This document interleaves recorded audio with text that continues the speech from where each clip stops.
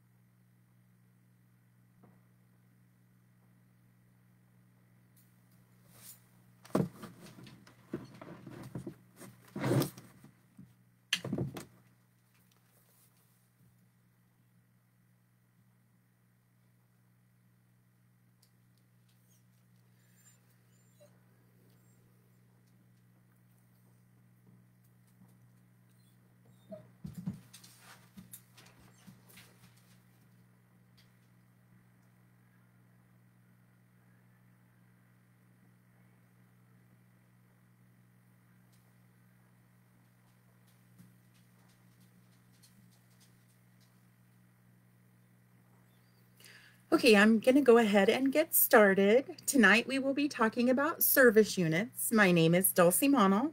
I am the Troop Support Specialist in the West. I have been with Girl Scouts for Girl Scout Spirit of Nebraska for 12 years as an employee, and I have been a volunteer for 22 years now. So, Spirit of Nebraska Council is divided into 79 service units.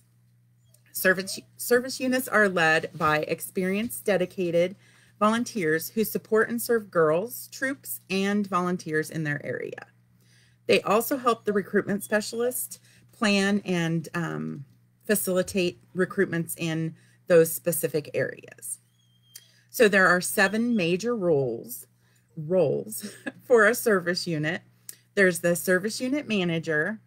There's a recruitment coordinator, an event coordinator, a new leader mentor, PSC, so the product sales coordinator.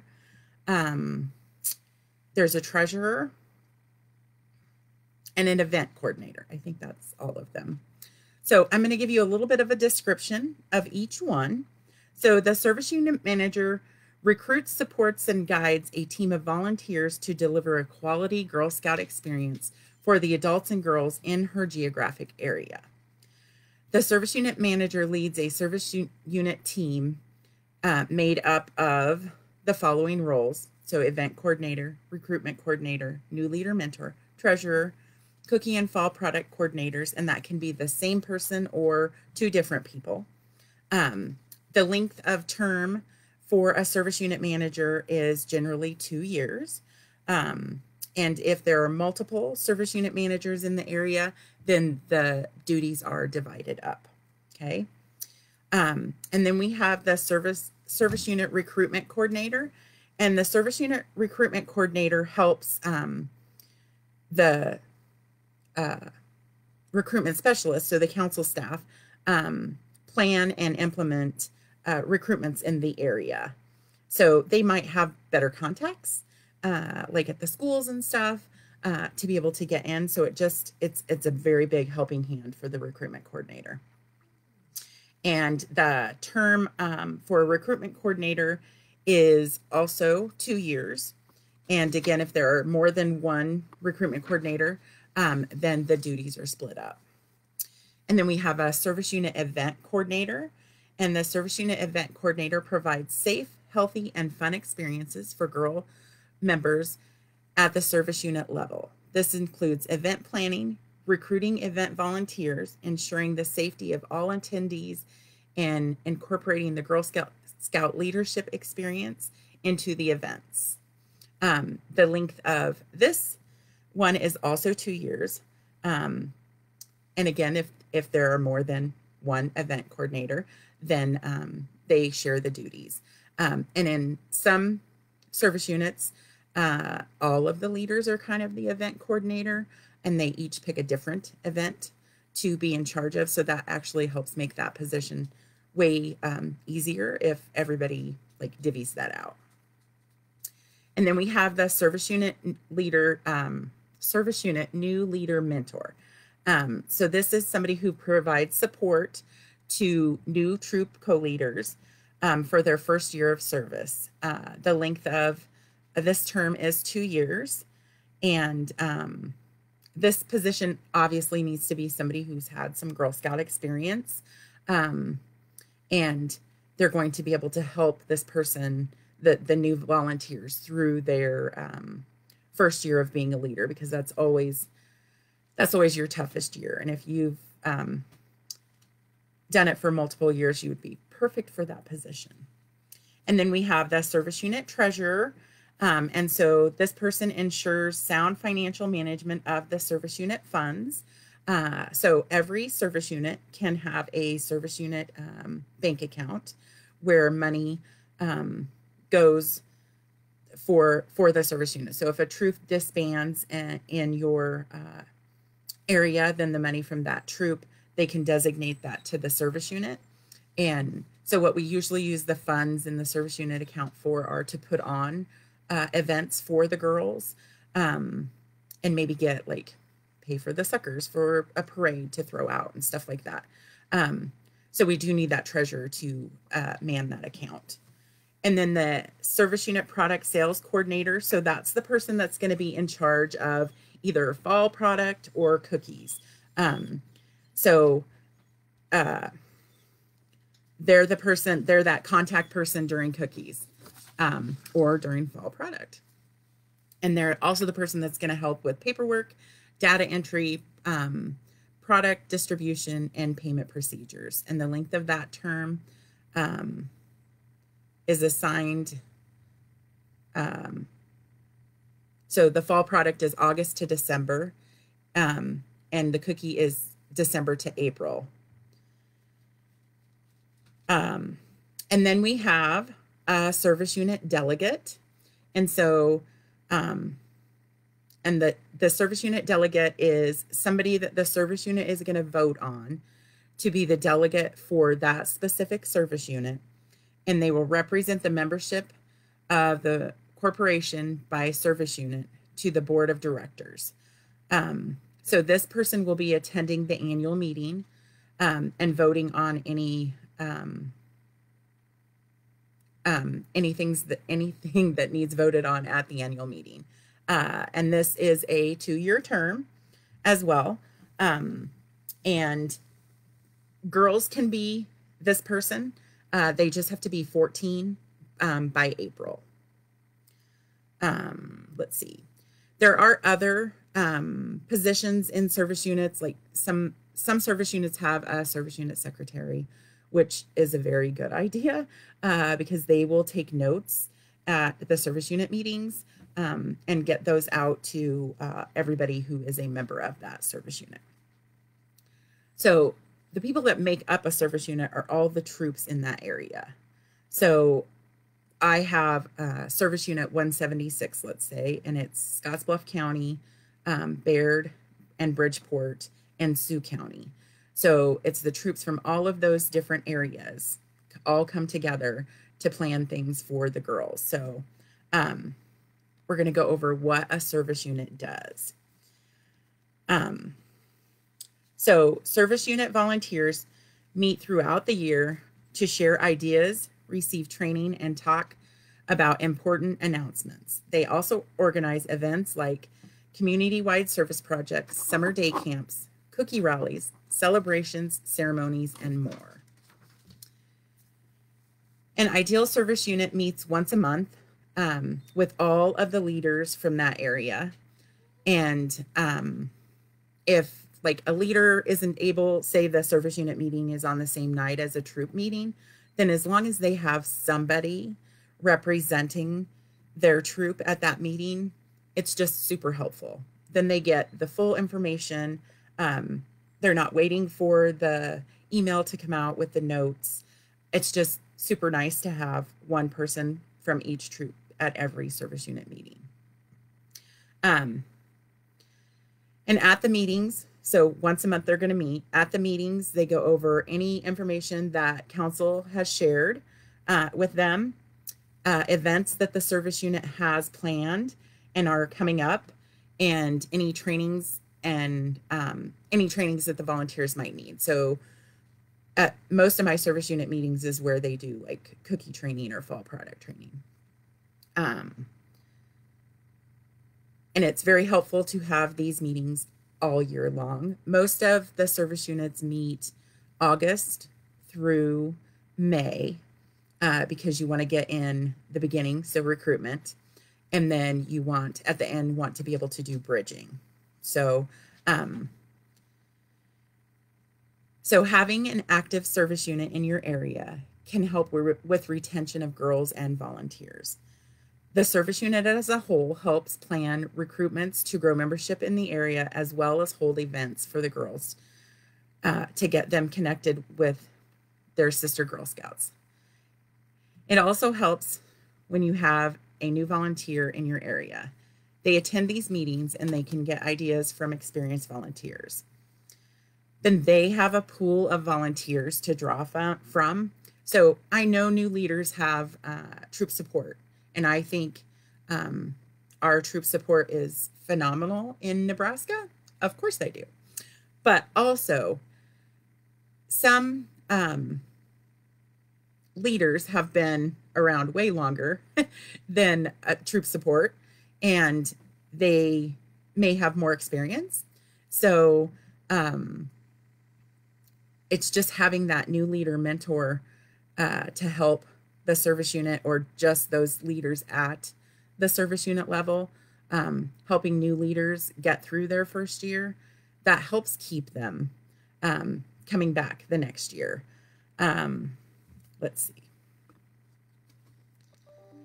So a new leader or any leader can come to a service unit meeting to talk about any concerns that they might have with their troop, concerns that they might have about council, anything. It's a great place to go and talk all about Girl Scouts. So it's not just getting together just to hear what council has to say. It's to network and find out ideas from other leaders about things they're doing. I know I love to share projects that we do that we use as community service projects, and we take to nursing homes and stuff. I love sharing that stuff at a service unit meeting so that other troops can get those ideas as well. And there are lots of nursing homes out there, and so I love to see the Girl Scouts spread the love all around. So like I said, we have 79 service units in our council, but not all of them are functioning. So here in the West, I have 11 service units, but I only have 6 of them who are actually functioning as service units.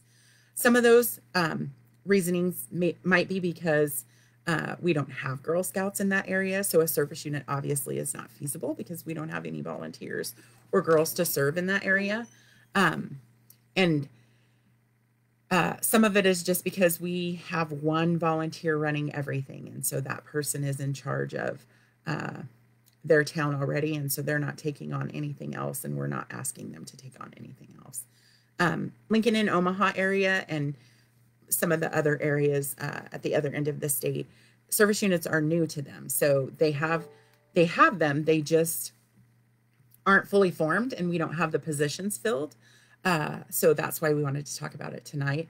And if you guys have questions about the positions, just let me know. So I read off those position descriptions, and we have a service unit notebook on our website. In the volunteer resources, there is a service unit section. And then you can pull up the service unit notebook, and it gives a much more detailed description of each of the positions. So you can, if you have questions, like if you pull that up and you have questions, you can reach out to me, or you can reach out to your troop support specialist to find out about that. Let's see.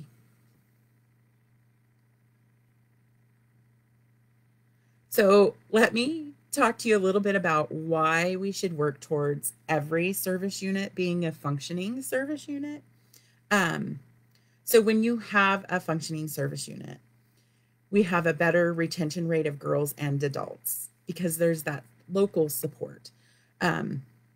So for my area is from Valentine down to McCook, all the way over to Scottsbluff, the Wyoming border, Colorado border. And I live in Scottsbluff. So there's only one of me for that whole area. So local volunteers, if we have a service unit manager in those areas, it's just so much easier for that local volunteer to be able to help the local leaders.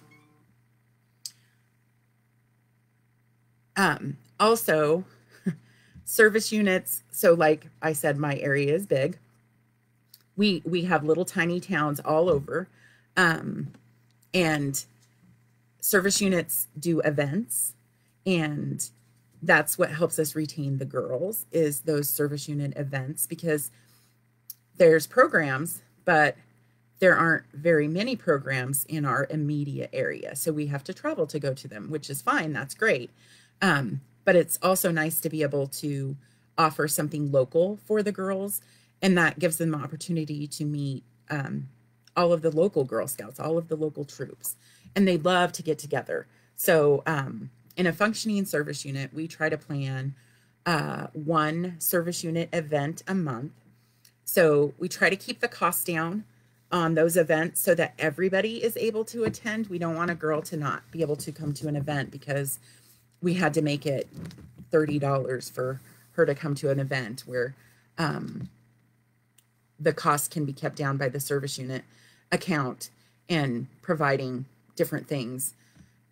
So we just have to cover certain costs. So for a service unit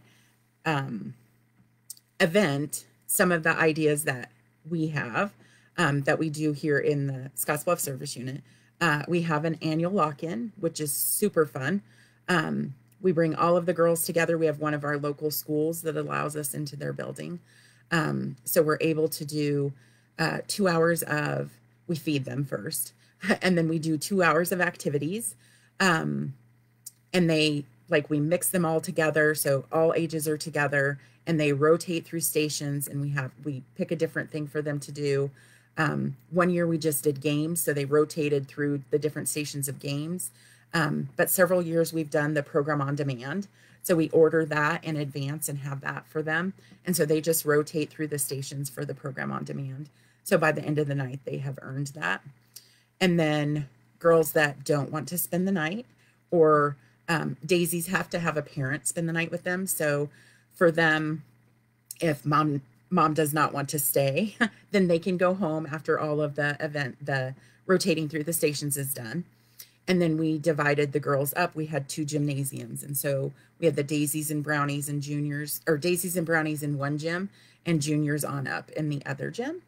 And so daisies and brownies would get to watch one movie and then they would go to sleep. And then the other gym with the older girls, they would get to watch 2 movies and then lights would be out. And we provided popcorn and snacks during that. So that is a huge hit out here. It's a lot of fun to get them all together. It's so much fun. And you definitely don't plan on sleeping. Other kinds of events that we do is a mother-daughter event. So we've done a mother-daughter tea, a mother-daughter garden party, a spa day. We did pottery. We painted a piece of pottery, and they got to take it home. So mom got to paint one and daughter got to paint one. It was a lot of fun. And then we also have a father-daughter event, and we realized that not everybody has mom, not everybody has a dad. So when we put the flyers out for these events, we label them, like for the father-daughter, it says, my special guy and I don't know that we've ever changed it from mother-daughter, but anyway, so we've done those kind of things for mother-daughter, and then we have the father-daughter, so the special guy and I, and we've done a dance, and we've done bowling, and our goal is to do fishing, so we'll see if we can get that done.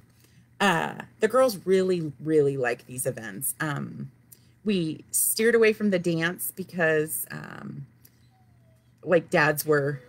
we were doing it year after year after year, and they wanted something different. So we went to the bowling, which they really, really liked. We actually filled the bowling alley in 2 2-hour time slots.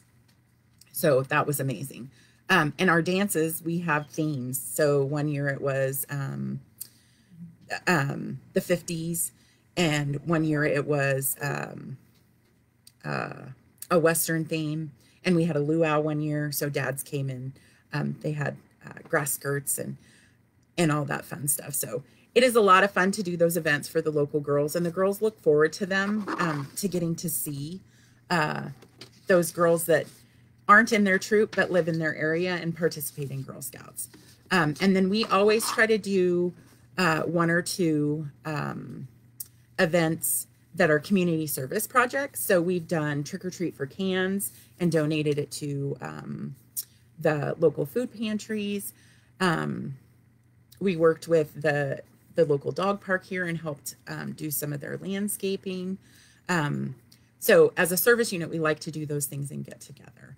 Other events that we've done is like a kickoff event, so the beginning of the year, and then also a big thinking day event. So that's a lot of fun when you have each troop in your service unit pick a country to spotlight, and then everybody comes all together and puts their table display up and rotates through the stations or goes through the stations. That's always a lot of fun too. So I talked about the service unit being able to help like pay for things for the events to keep the costs down. One of the ways for the service unit to be able to get funds is to do a big fundraiser. So I have one of my service units does a spaghetti feed every year. And it's a huge success for them because the local people know that it's supporting the Girl Scouts, and it's letting them do day camps and overnights and just events, fun things for the girls. So that's one way that they do get money for the service unit. So those are just different ideas. So again, if you have any questions on service units and events, just give your troop support specialist a quick email, or you can put it in the comments below.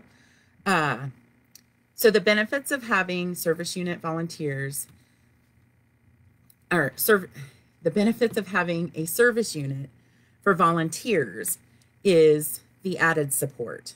So that person that's right there that can answer your question right away, or be there if you need something, that's that added benefit. Plus I have found, it's a great way to network and make friends. And I've made lifelong friends through Girl Scouts. I still I still am friends with people that I was a leader with 20 years ago. So it's a lot of fun. And if you definitely are a green blood, a Girl Scout, then you want to build those relationships and help those other leaders succeed in something that you feel so passionately about. So I think that's everything, and I don't think we have any questions yet. I went through all of that super fast. So just remember, go ahead and look at our website at the description of a service unit and the positions. And if you're interested in being a volunteer, I know COVID has kind of shut our service units down right now, like it has programs. We're not doing a lot of the service unit stuff right now because we can't get the girls together. But once COVID is kind of on the back burner, hopefully soon, then we will be able to get service units up and running. So right now would be the perfect time to start building our service unit teams, so that we can provide the support for new leaders and do events for the girls as soon as COVID is allowing us to. So remember, if you have questions, your troop support specialist is the person to go to, or you can reach out to me, leave a message on here, and we'll check that. I think that is it. I don't have anything else. So I just want to say thanks to everybody for everything you do for Girl Scouts, and you guys have a great evening.